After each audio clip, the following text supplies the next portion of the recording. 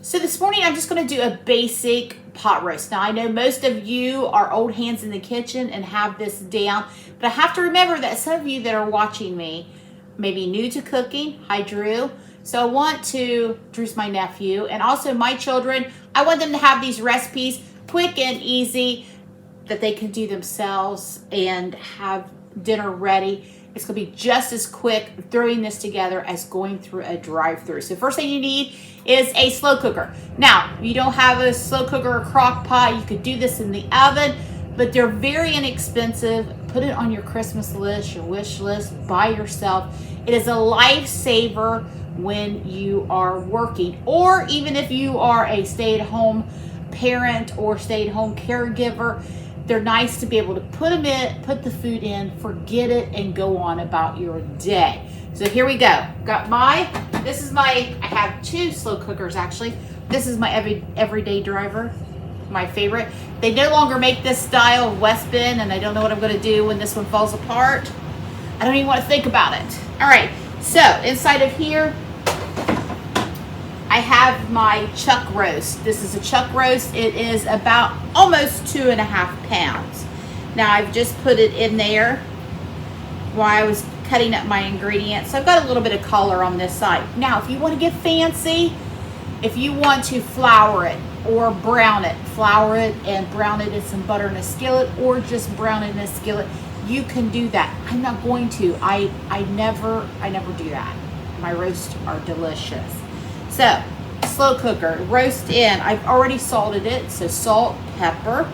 That's all you need to do. I've got a little bit, now this is ranch powder. You can buy these like the ranch dressing mix powder.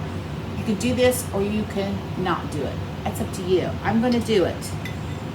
Just sprinkle a little bit right on top of your roast. About a tablespoonful is all you need. Also like to mention that you could do this to a beef roast, a pork roast, or a venison roast, whatever you have. There we go, so we've got that. Now we're gonna move on really quickly. Let me get this centered here a little bit. I've got some potatoes. Now, you could, if you do not eat potatoes, you could leave these out. You could also do turnips. Turnips are delicious with a beef roast, and they are lower carbs.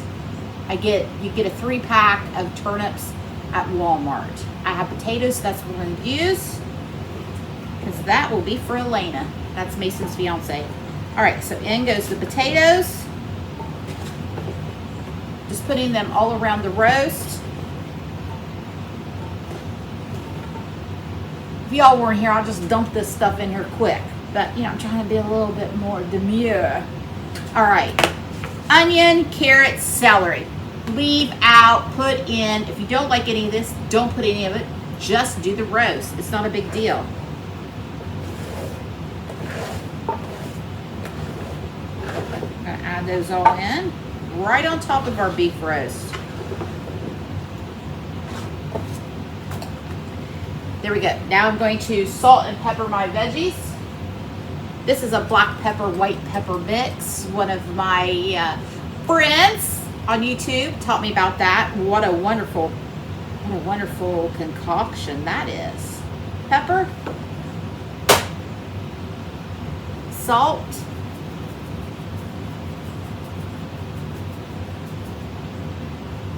all right. Several of you have asked about my salt and pepper shakers. These are from a little local antique store down in Bainbridge. Aren't they cute? They didn't look like this when I bought them. I had a lot of cleaning to do, but got it done. All right. Now, normally, a little bit of beef broth, I'm out. It's not a big deal. Don't panic. Water, it's fine. I'm going to do 1/3 cup. Now, I am going to be home by 1:30 to check this. So I'm going to put this on here. I'm going to put it on high. Mine has a 1 through 5, so I'm going to put it on 5. Because I'm going to be home at 1:30 for a lunch break. If you're going to be gone 6-8 hours, put it on low and add about a 1/2 cup of liquid. So you could do beef broth, chicken broth. You could do water like I did. It's not a big deal. It's going to turn out great. It's super easy. I've been with you 5 minutes. 3 of that has been me yapping. So there you go. Quicker than the drive-through. Dinner's ready in here. Going to cook for you. It's going to do your work. It's your assistant. And it's going to be delicious. All right, I'll see you this afternoon when we finish up dinner.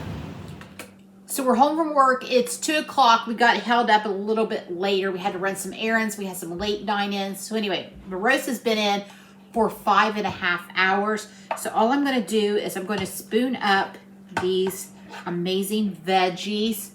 You see those?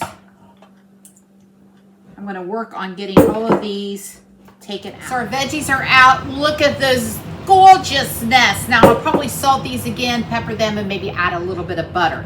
Now for the main attraction, this beef roast. It is so tender. I think I'm going to have to take it out with a spoon and a spatula because it is just falling apart.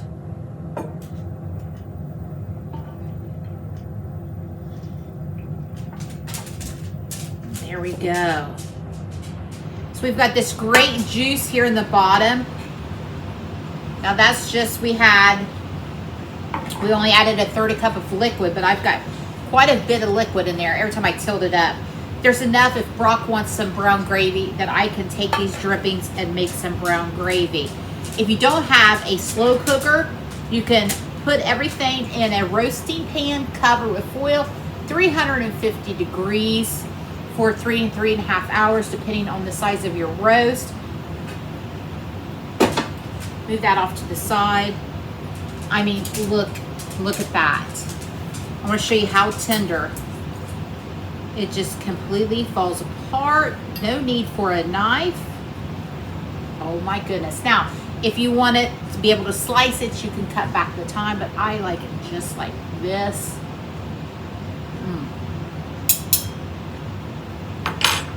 Thanks for coming by. Thanks for doing a quick and easy pot roast.